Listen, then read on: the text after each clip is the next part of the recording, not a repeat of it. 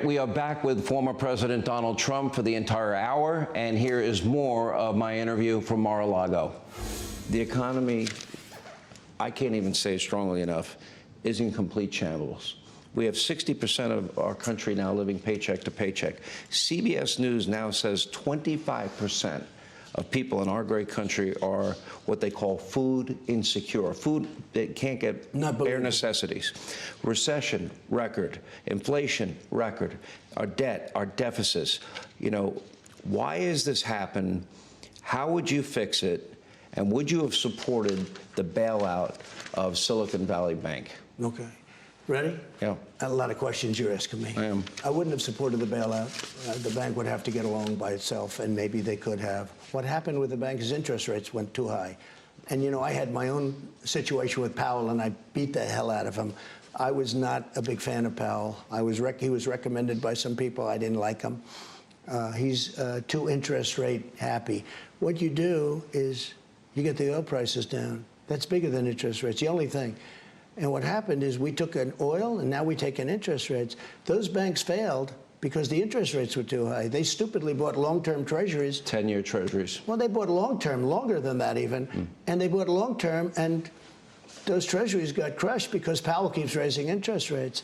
But that's up to Biden. He's going to have to worry about that himself. You know, in theory. How would you fix it? Well, I would have done a big number on Powell like it did. I did a very big number. In fact, he wasn't budging. You wouldn't have given up energy. He eventually cut him so much that it almost caused a problem. People said, how come he's cut him? He cut him almost a point immediately because he thought I was going to fire him, okay?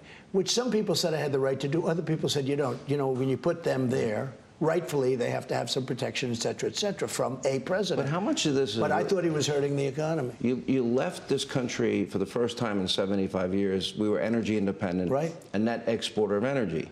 Right. Okay. We were going to be dominant. Okay. And Europe right now could have used American energy. This winter they could have used it. Right? So, but now Joe has cut back dramatically on domestic production of energy. Now we're importing... Not believable. We're importing from Venezuela. Yeah. Saudi Arabia last year, their big oil company, made the most money they've ever made in history. That's right. I think it was over $167 billion. How much of that, because doesn't energy impact trucking, it impacts the price of goods in every store that we go to? So when Biden came in, the first thing he did was end the Keystone pipeline that I got approved. Okay, it was all approved. Well, no, he also gave Putin a waiver on the Nord Stream 2. Okay, so Putin said, because everyone said, oh, I'm so nice to Putin. Putin said, if you're my friend, I'd hate to see you as an enemy. He told me that. I got along very well with Putin. By the way, I'd be able to work that out. It would have never happened in a million years, and even the Democrats admit that. But if this thing isn't solved by the time we have the election, which is possible it won't be, and there's also possible we'll be in World War III with these idiots that are doing what they're doing. You could end up in a nuclear world war, which will make World War I and World War II look like patty cakes, okay? This unbelievable, because we have people that don't know what they're doing. But if it's not solved, I will have it solved in 24 hours with Zelensky and with Putin. And there's a very easy negotiation to take place, but I don't want to tell you what it is because then I can't use that negotiation. It'll never work. But there's a very easy negotiation to take place. I will have it solved within one day, a peace between them. Now, that's a year and a half.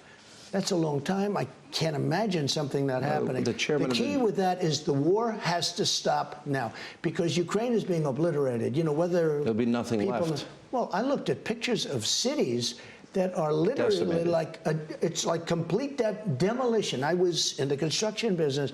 You would demolish a building and it looked like hundreds of these demolition sites. There wasn't a building standing. And these are cities for Ukraine. They were big cities, very big cities. Now, he hasn't really, in Kiev, he hasn't really set the missiles in, but at some point he'll do that one too.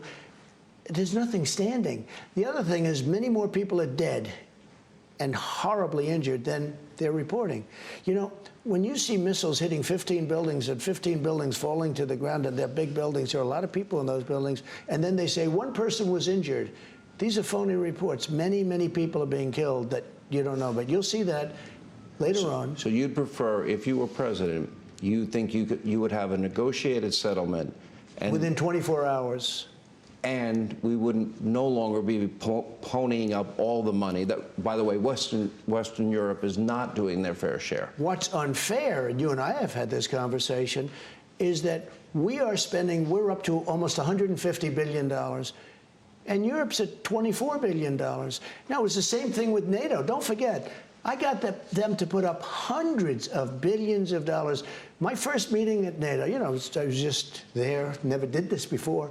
I'm sitting with all these presidents and prime ministers, nice guys, 28 countries, and I'm looking at the charts. I say, could I see who's delinquent, because they're supposed to pay? And they say, what do you mean by delinquent? I said, that's a real estate term. When you don't pay your rent, you're delinquent. Could I please see who has not paid? And of the 28 countries, 20 were not paid. They weren't paying. And I said, you have to pay. And if you don't pay, I'm not going to protect you. And the head of a very important country stood up and said, who was delinquent, said, could I ask you, if we don't, what you're saying, if Russia attacks us and we aren't paid up, you're not going to protect us? I said, that's exactly what I mean.